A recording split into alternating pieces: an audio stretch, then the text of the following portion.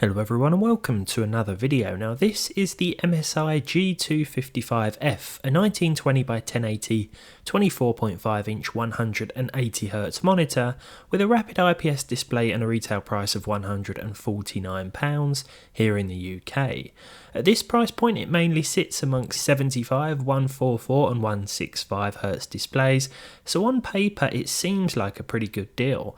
I've spent the last week or so using it on an almost daily basis, and before I go back to my 75Hz screen, which my eyeballs won't thank me for, I wanted to share my thoughts on this. First things first, let's talk about the build quality. This monitor is easily assembled with the 4 components, including the screen itself, clipping together in a matter of moments. No screws required. The last time I actually purchased a monitor was a few years ago, so I don't know whether this one is particularly light in the grand scheme of things, weighing in at just a few kilos. But what I do know is that it was a pleasure lifting it on and off of my desk. Once there, it can be adjusted by tilting the screen forwards or backwards, while preferably keeping one hand on the base to avoid moving the whole unit. It also has VESA mounting support, so it can be attached to an arm or wall bracket for extra height and manoeuvrability. From here we can hook our PC up to it via one of the 2 HDMI 2.0B ports using the included cable, or via the single 1.2A display port, cable not included. Either port will allow us to take advantage of the full 180Hz refresh rate. It's amazing how fluent this feels, even just for basic tasks, especially when coming from a 60 or 75Hz display. I think this is the first time I've experienced 180Hz. As for the quality of the image, I didn't feel the need to adjust the brightness or contrast settings out of the box, and colours and tones are vibrant without appearing oversaturated. Of course, personal preferences differ, and for those that do like to tweak and tinker, everything is controlled by a directional toggle which can be pushed one of 4 ways for quick access to specific options. You can also reassign what each directional push controls. A click of this toggle will bring up the full menu, and here you'll find the different game modes including FPS, Racing, RTS and RPG, all of which will alter the clarity and colour settings in different ways to enhance certain aspects of different genres. For example, FPS mode will dull the greens and Racing mode will increase colour saturation.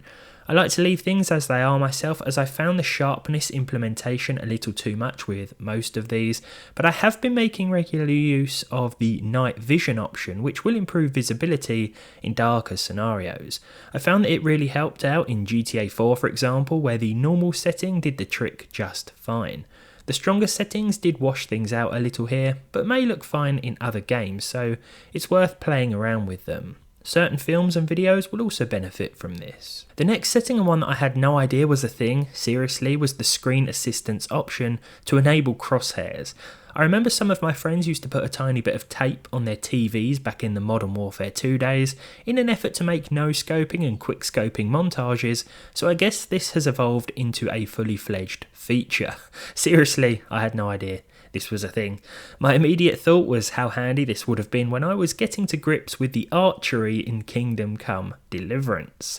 Speaking of settings I've never used before, Adaptive Sync comes to mind. Now I've always known about this but not really taken advantage of it.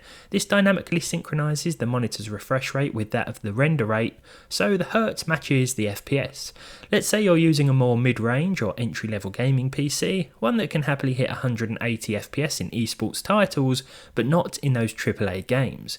Take GTA 5 for example. Let's say you can run it at 169 FPS. Nice. VSync is off and the display and GPU are mismatched in their respective refresh and render cycles. This is where we may notice screen tearing. Maybe VSync is on instead.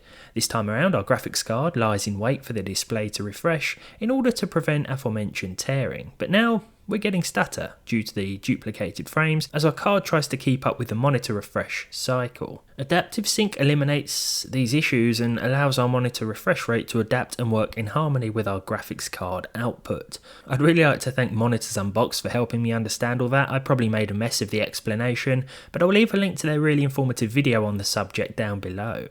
What this means then is that even if we can't hit 180 FPS, which to be honest I don't think many of us can outside competitive shooters, we can still enjoy a smooth gameplay experience on a more affordable monitor like the G255F here, and of course in pairing with more affordable hardware. the sort of hardware that you might own if you are looking for a sub £200 display. To finalise, I wanted to talk about competitive gaming without any figures and stats. How does it actually feel to play on a 180Hz screen, and have I noticed any benefits? Counter-Strike 2 here is a great game to use as an example. I can't actually show you 180Hz through a YouTube video, so you'll have to bear with me a bit, and hopefully I can do a decent job of summarising my experience.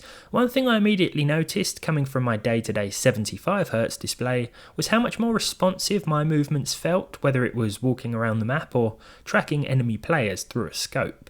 It's often been said that I am a terrible Counter-Strike player, and some of you have even pondered how it's possible to benchmark a game for half a decade and not get any better at it. Of course, the main key to success in any competitive shooter is a person's skill, and although I seem to lack that, I genuinely felt that being able to see higher frame rates that I know my hardware can pump out made all the difference, even if I still couldn't top the leaderboard. I didn't use the built-in crosshair mode for any online gameplay today. I mean, I already felt like I had an unfair advantage after defeating Hans Capon at archery in the single-player only Kingdom Come, so I couldn't bring myself to enable it in multiplayer games when actually facing other people.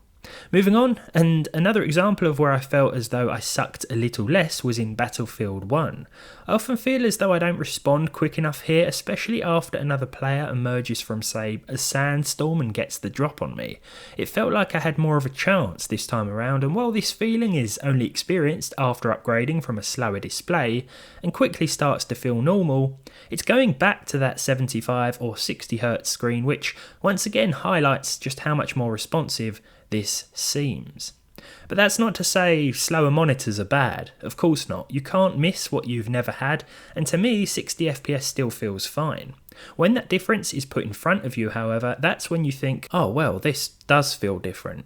Add to that the fact that higher refresh rate screens don't cost that much more, sometimes barely more than their slower counterparts, and something like this is tempting even as part of a lower cost configuration. Granted, with the G255F, there are a couple of features I myself probably wouldn't use.